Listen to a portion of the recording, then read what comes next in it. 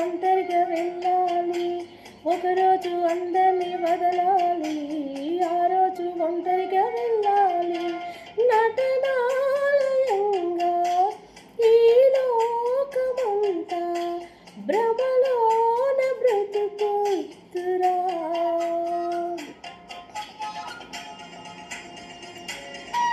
నిన్ను కన్న తండ్రి నీకోసమే కష్టపడి సృష్టి చేశాడు. నువ్వు తిరిగి తన యుద్ధకు రావాలని ఎదురు చూపులతో ఉన్నాడు.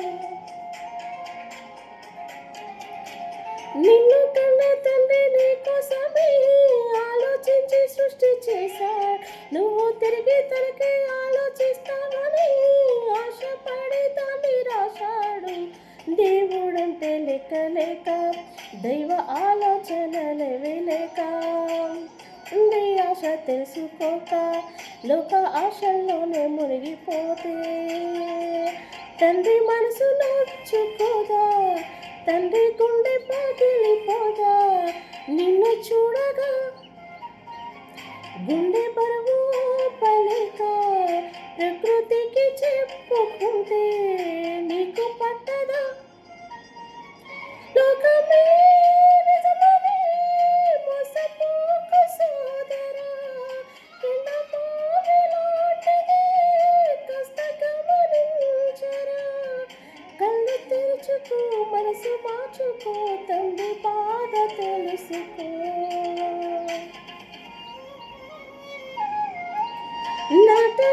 నటనాలయంగా ఈ లోకమంతా భ్రమలోన బ్రతుకుతురా.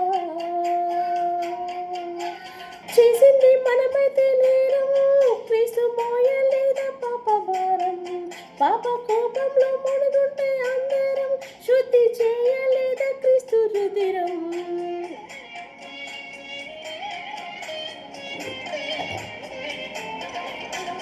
సంక్రమిస్తే మనలో పాప రోగం, దాన్ని తీయలేదా సిలువయాగందే. కాస్తైన తనలోని మలినం, నా యేసు జీవితమంతా పావనం. యేసు త్యాగాన్ని గుర్తించక, యేసు బోధనలు లక్ష్య పెట్టక, ఆత్మబంధాన్ని గుర్తించక, బంధు ప్రీతితోనే బ్రతుకుతుంటే మరణం పలకరిస్తే కాదని అనగలమా? అది సాధ్యమా? ఆయువు తీరిపోతే ఊపిరి ఆగిపోదా? ఆపగలమా? యేసునే నమ్మితే శిక్ష విధి లేదులే, నీతిగా బ్రతికితే నిత్య జీవముందిలే. దేహవాంఛను అదుపు చేసుకో, క్రీస్తులాగే బ్రతికిపో. నటనాలయంగా ఈ లోకమంతా భ్రమలోన బ్రతుకుతురా.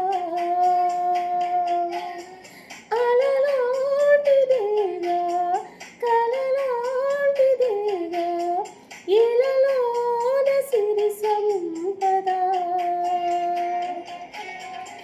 ఈ లోకమంతా గతించిపోగా మన ఆశలన్నీ అడి ఆశలేగా.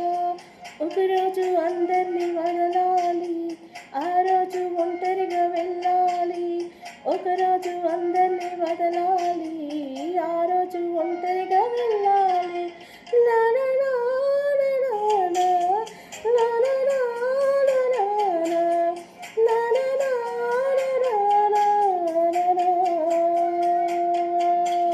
హల్లెలూయా.